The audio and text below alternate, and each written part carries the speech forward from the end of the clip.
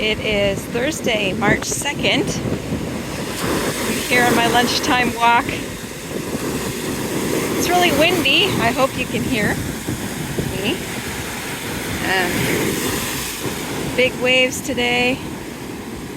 Not many people, just the clouds.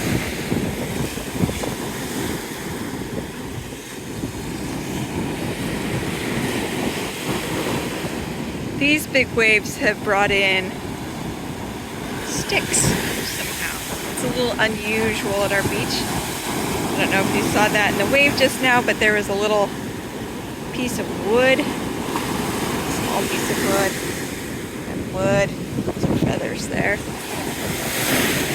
Over there, piece of driftwood. We don't usually have wood or sticks at our beaches.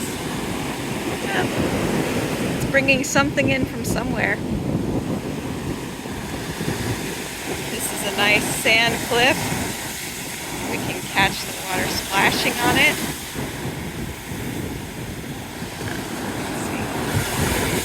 Out there, just some wood or plant stuff.